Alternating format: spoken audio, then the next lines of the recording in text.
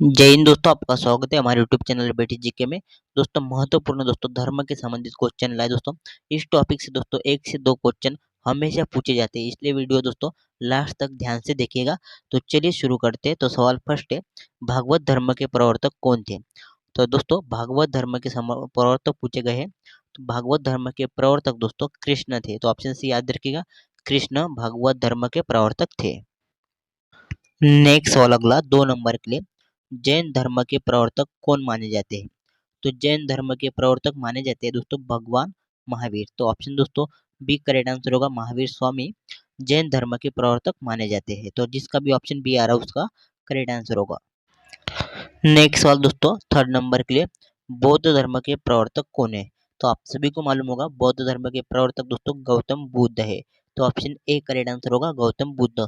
दोस्तों आपको किसी भी सवाल का आंसर मालूम है तो आप कमेंट में बता सकते हैं। नेक्स्ट सवाल अगला 4th नंबर के लिए, सिख धर्म के प्रवर्तक है।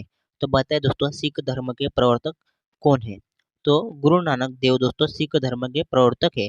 तो ऑप्शन ए गुरु नानक देव करेक्ट आंसर होगा। नेक्स्ट सवाल दोस्तों 5 नंबर के लिए इम्पोर्टेंट सवाल है, पारसी धर्म के संस्थापक है। तो पारसी धर्म के संस्थापक दोस्तों बताइए कौन है? तो जोरोस्टर दोस्तों पारसी धर्म के संस्थापक माने जाते हैं। तो जोरोस्टर करेक्ट आंसर होगा दोस्तों, याद रखिएगा। नेक्स्ट सवाल 6 नंबर के लिए, शिंतो धर्म किसके अनुयायियों का धर्म है?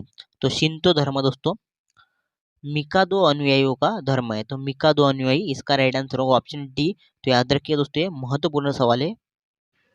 नेक्स्ट सवाल अगला 7th नंबर के लिए, महाभारत का मौलिक नाम था। तो महाभारत का दोस्तों मौलिक नाम क्या था? तो जय संहिता। तो ऑप्शन डी याद रखिएगा, जिसका भी आ रहा है उसका करेक्ट आंसर होगा जय संहिता। दोस्तों महाभारत का मौलिक नाम था। नेक्स्ट सवाल 8 नंबर के लिए, शंकराचार्य ने 4 मठों की स्थापना कहाँ की थी? तो शंकराचार्य ने दोस्तों 4 मठों की स्थापना की थी बद्रीनाथ में, पुरी, श्रृंगेरी और द्वारिका में। तो बद्रीनाथ, पुरी, श्रृंगेरी और द्वारिका में दोस्तों शंकराचार्य ने 4 मठों की स्थापना की थी। नेक्स्ट सवाल 9th नंबर के लिए, जैन धर्म के प्रथम तीर्थकर कौन थे? तो जैन धर्म के दोस्तों प्रथम तीर्थकर ऋषभ देव थे। तो ऑप्शन ए याद रखिएगा, ऋषभ देव जैन धर्म के प्रथम तीर्थकर थे। नेक्स्ट सवाल अगला 10 नंबर के लिए, जैन तीर्थकरों के क्रम में अंतिम कौन थे? तो जैन धर्म के दोस्तों तीर्थकरों में अंतिम महावीर स्वामी थे। तो option C Mahavir Swami correct answer होगा। नेक्स्ट सवाल 11 नंबर के लिए, जैन मतानुसार उनके अंतिम से एक पहले तीर्थकर कौन थे? अंतिम से दोस्तों पहले एक तीर्थकर पार्श्वनाथ थे, यानी कि दोस्तों अंतिम थे स्वामी वर्धमान स्वामी दोस्तों अंतिम थे, और उसके पहले दोस्तों पार्श्वनाथ थे। नेक्स्ट सवाल 12 नंबर के लिए, जैन धर्म के 24वें तीर्थकर में अंतिम कौन थे? तो दोस्तों जैन धर्म के 24वें तीर्थकरों में अंतिम थे महावीर। तो option C Mahavir correct answer होगा। नेक्स्ट सवाल अगला 13 नंबर के लिए, जैन धर्म का वास्तविक संस्थापक किसे माना जाता है?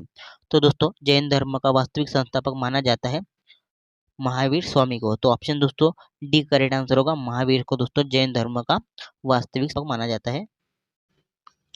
नेक्स्ट सवाल अगला, भरहुत भूमि संबंधित है।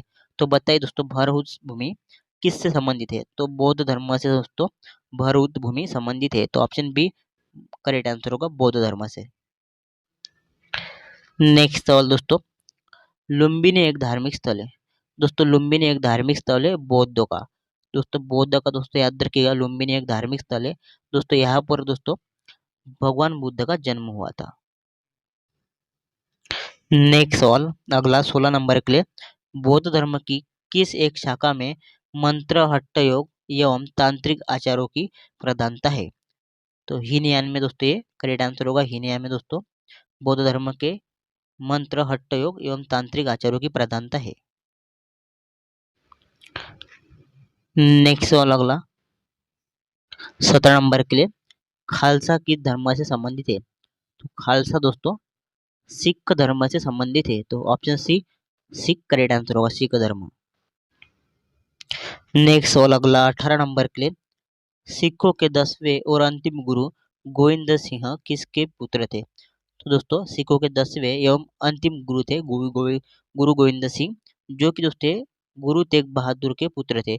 तो ऑप्शन डी याद रखिएगा, गुरु तेग बहादुर के दोस्तों गुरु गोविंद सिंह पुत्र थे। नेक्स्ट सवाल 19 नंबर के लिए, किस सिख गुरु के पश्चात सिख गुरु का पद वंशानुगत हो गया था?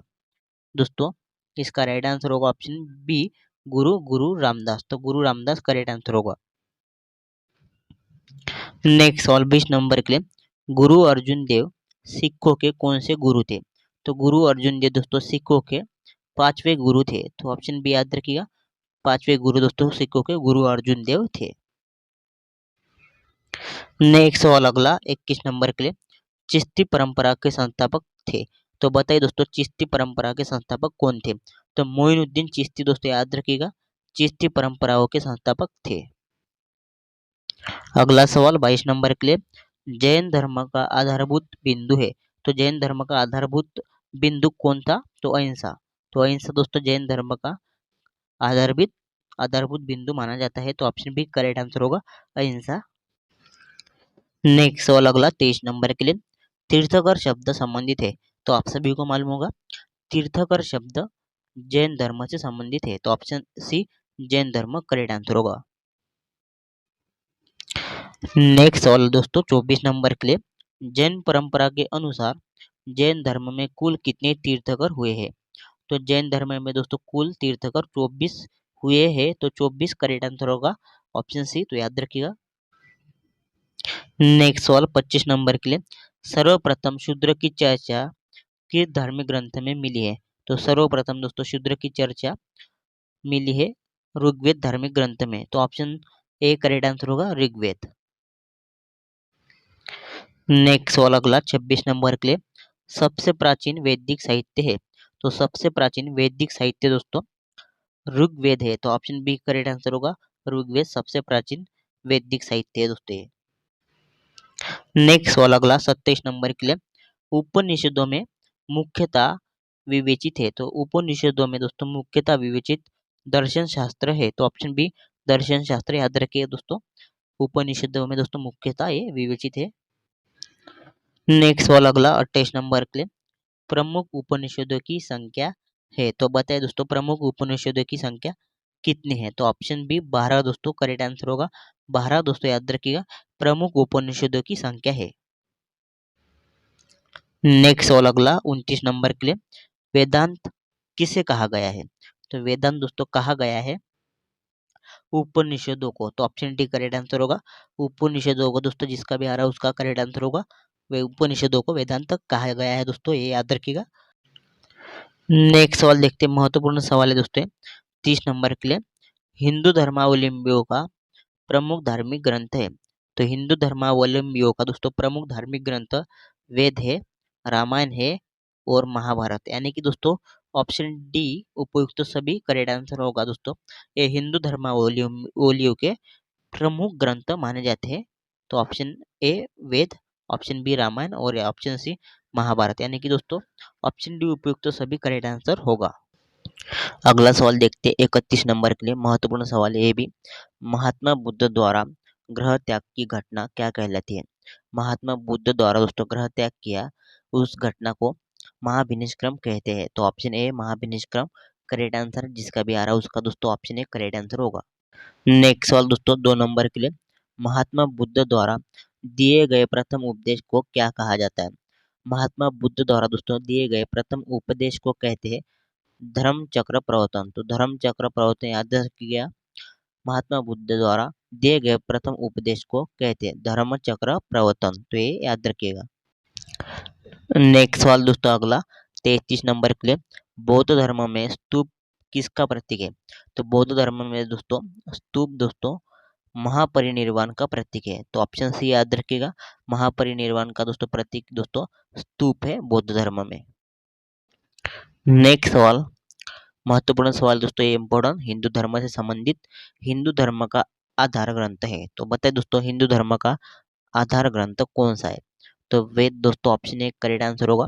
वेद जो कि हिंदू धर्म का आधार ग्रंथ माना जाता है।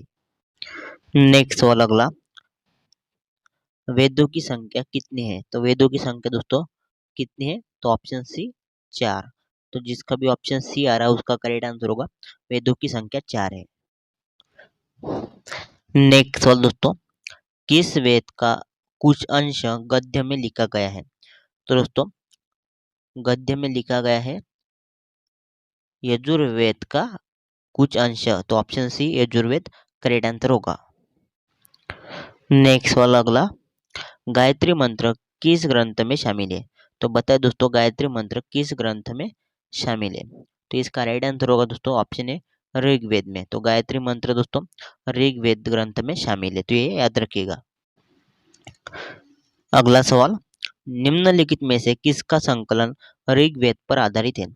तो दोस्तों ऋग्वेद पर आधारित संकलन है दोस्तों ऑप्शन बी सामवेद का। तो ऑप्शन बी करेक्ट आंसर होगा सामवेद।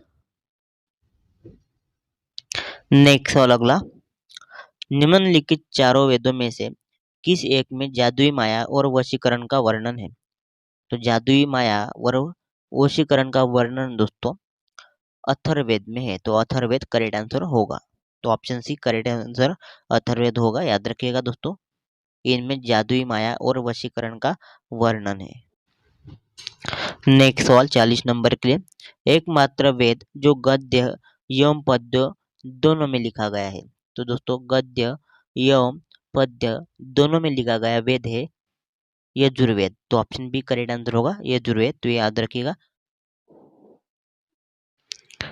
नेक्स्ट सवाल देखते हैं दोस्तों, अष्टमा सद्गमय सुक्ति कहाँ से ली गई है? तो अष्टमा सद्गमय सुक्ति दोस्तों सुक्ति ऋग्वेद से ली गई है, तो याद रखिएगा अष्टमा सद्गमय सुक्ति ऋग्वेद से ली गई है। तो ऑप्शन ए करेक्ट आंसर होगा दोस्तों, ये याद रखिएगा।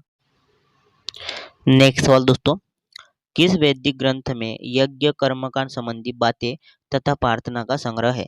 यज्ञ कर्मकांड संबंधी बातें तथा प्रार्थना का दोस्तों संबंध यजुर्वेद में है, तो यजुर्वेद ग्रंथ करेक्ट आंसर होगा ऑप्शन बी, तो ये याद रखिएगा दोस्तों। नेक्स्ट सवाल दोस्तों, किस वैदिक ग्रंथ में मंत्र और देवताओं की प्रार्थनाओं का संग्रह है? दोस्तों मंत्र और देवताओं की प्रार्थनाओं का संग्रह दोस्तों ऋग्वेद में है, तो ऑप्शन ए याद रखिएगा करेक्ट आंसर होगा ऋग्वेद। नेक्स्ट सवाल दोस्तों, किस वैदिक ग्रंथ में जादू टोना का वर्णन मिलता है? तो बताए दोस्तों जादू टोना का वर्णन किस वैदिक ग्रंथ में मिलता है? तो अथर्ववेद में दोस्तों जादू टोना का वर्णन मिलता है, तो ऑप्शन डी याद रखिएगा अथर्ववेद करेक्ट आंसर होगा। नेक्स्ट सवाल दोस्तों, आयुर्वृद्धि अर्थात जीवन का विज्ञान का उल्लेख सर्वप्रथम कहाँ मिलता है? दोस्तों आयुर्वृद्धि तथा अर्थात दोस्तों जीवन का विज्ञान का उल्लेख मिलता है अथर्ववेद में, तो option D Atharvaveda correct answer हो दोस्तों, ये याद रखिएगा। नेक्स्ट सवाल, किस उपनिषद को बुद्ध से भी प्राचीन माना जाता है? दोस्तों बुद्ध से भी प्राचीन माना जाता है कठोपनिषद को, तो कठोपनिषद को याद रखिएगा बुद्ध से भी प्राचीन माना जाता है। नेक्स्ट सवाल देखते हैं दोस्तों, महत्वपूर्ण सवाल है, प्राचीनतम हिंदू महाकाव्य है? तो बताइए दोस्तों प्राचीनतम हिंदू महाकाव्य कौन सा है? तो दोस्तों रामायण याद रखिएगा प्राचीनतम हिंदू महाकाव्य है, तो ऑप्शन बी करेक्ट आंसर होगा दोस्तों रामायण। अगला सवाल, महाभारत का फारसी अनुवाद है? तो महाभारत का फारसी अनुवाद क्या है दोस्तों? रज्मनामा, तो रज्मनामा याद रखिएगा महाभारत का फारसी अनुवाद है, तो रज्मनामा करेक्ट आंसर होगा ऑप्शन ए। नेक्स्ट सवाल दोस्तों, भागवत धर्म का महत्वपूर्ण ग्रंथ है? तो भागवत धर्म का दोस्तों महत्वपूर्ण ग्रंथ पुराण माना जाता है, तो ऑप्शन सी याद रखिएगा पुराण भागवत धर्म का दोस्तों महत्वपूर्ण ग्रंथ है। नेक्स्ट सवाल दोस्तों, महत्वपूर्ण सवाल है, ब्राह्मण ग्रंथों में सर्वाधिक प्राचीन है? तो ब्राह्मण ग्रंथों में दोस्तों सर्वाधिक प्राचीन है शतपथ ब्राह्मण, तो ऑप्शन बी करेक्ट आंसर होगा शतपथ ब्राह्मण दोस्तों ब्राह्मण ग्रंथों में सर्वाधिक प्राचीन है। अगला सवाल दोस्तों, सिखों के 10वें गुरु गोविंद सिंह का जन्म हुआ था? तो बताइए दोस्तों सिखों के 10वें गुरु गुरु गोविंद सिंह का जन्म कहाँ हुआ था? तो ऑप्शन सी दोस्तों पटना में। तो पटना में दोस्तों याद रखिएगा सिखों के 10वें गुरु गुरु गोविंद सिंह जी का जन्म हुआ था। नेक्स्ट सवाल अगला 52 नंबर के लिए, बौद्ध धर्म दर्शन का विवेचन है। तो बौद्ध धर्म दर्शन का विवेचन दोस्तों अभिधम्म पिटक में है। तो ऑप्शन सी याद रखिएगा अभिधम्म पिटक में बौद्ध धर्म का दर्शन का दोस्तों विवेचन है। नेक्स्ट सवाल दोस्तों, सिखों के धार्मिक स्थलों में से कौन सा स्थल भारत में नहीं है। तो ननकाना साहिब दोस्तों याद रखिएगा भारत में नहीं है। नेक्स्ट सवाल अगला देखते हैं, आदि जैन ग्रंथों की भाषा क्या थी। तो आदि जैन ग्रंथों की भाषा बताइए दोस्तों क्या थी। तो ऑप्शन बी करेक्ट आंसर होगा प्राकृत। तो प्राकृत याद रखिएगा आदि जैन ग्रंथों की भाषा थी। अगला सवाल देखते हैं, किस बौद्ध ग्रंथ सर्वप्रथम संस्कृत का प्रयोग हुआ। तो ऑप्शन सी अभिधम्म पिटक में। तो ऑप्शन सी करेक्ट आंसर होगा अभिधम्म पिटक में। नेक्स्ट सवाल देखते हैं दोस्तों, महत्वपूर्ण सवाल है, ईसाइयों का प्रसिद्ध धार्मिक ग्रंथ है।